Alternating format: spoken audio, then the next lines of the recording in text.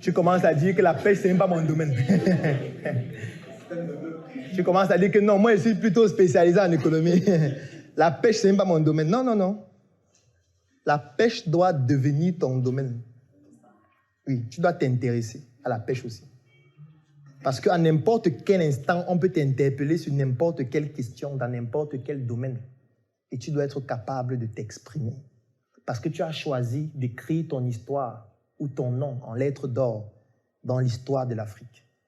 Et quand tu décides d'écrire ton nom en lettres d'or, ça veut dire que cet or-là doit briller dans tous les domaines d'activité. Parce qu'il n'y en a pas beaucoup qui ont réussi à écrire leur nom.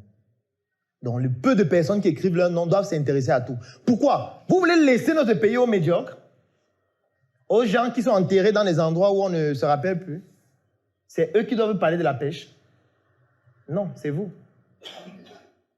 C'est vous. Lorsqu'on parle des mines, c'est vous. Je vais vous prendre un exemple. Vous voyez l'immeuble ici, n'est-ce pas? Pour construire un immeuble comme celui-ci, on utilise des matières premières. Comme quoi? Exemple de matières premières qu'on utilise dans un immeuble comme celui-ci. Le ciment. Quoi d'autre? Le sable. Je préfère le sable parce que le ciment est même déjà transformé. C'est un ensemble de plusieurs matières premières. Bon. Vous savez comment on fait pour obtenir un camion de sable? Comment? Qui sait comment on fait pour obtenir le sable qu'on utilise pour construire? Qui s'est déjà intéressé à ça? Voilà, ça se passe comment? Oui, qu'est-ce qu'on fait? Oui. Non, non, ne parle pas rapidement.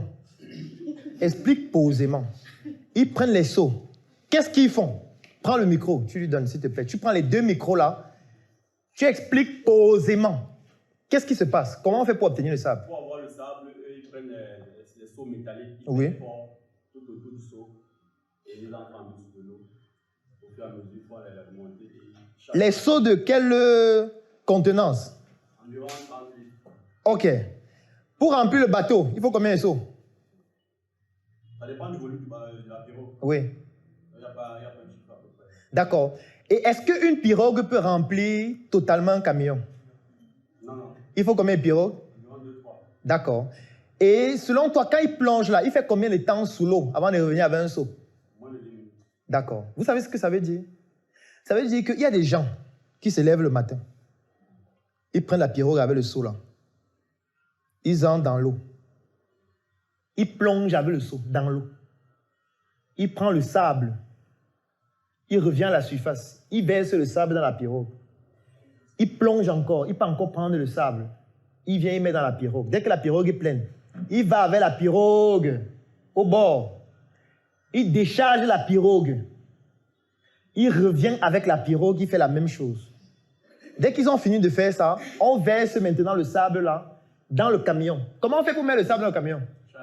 Avec la pelle. On prend la pelle. On lance. Il y a deux façons. Ensuite quoi? Mais combien de personnes ont l'engin? Voilà, donc la plupart c'est la pelle. On prend la pelle, on lance. On voit le camion, le sable à combien?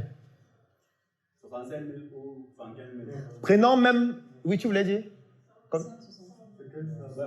Ça dépend du type de sable. Et ça dépend de l'endroit où on l'achète. Justement, ça dépend. Et de la ville aussi. Oui. Le maximum, c'est combien au pays? Le maximum, c'est combien? 75 000. À la trace.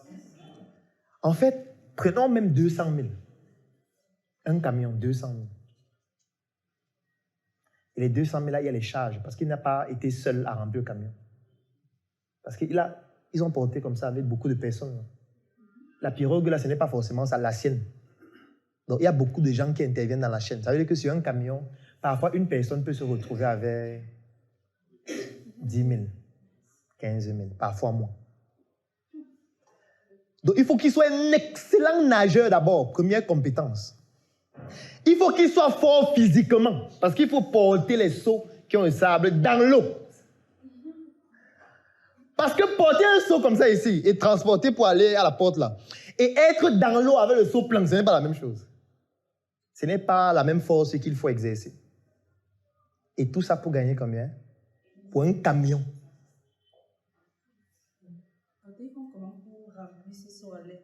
Ils se forment maintenant. Il se forme, il va en bas jusqu'à ce qu'il trouve le sable. Il prend le sable. C'est pour ça qu'il perfore d'abord le seau, pour éviter de monter avec le sable et l'eau, ce qui sera encore terrible. Mais vous, qu'est-ce que vous faites? Quand vous baladez en route, vous voyez un tas de sable. Vous partez à étudier au dépôt de sable. Vous voyez les tas de sable. Vous dites que le sable, c'est combien? On dit, bon, c'est 200 000. Tu dis, c'est cher, je non. C'est cher. Vous êtes là, vous exagérez. C'est comme ça que vous faites, n'est-ce pas? Pourquoi est-ce que tu dis ça? C'est parce que tu n'étais pas intéressé à cette activité pour comprendre comment c'est difficile d'avoir le sable.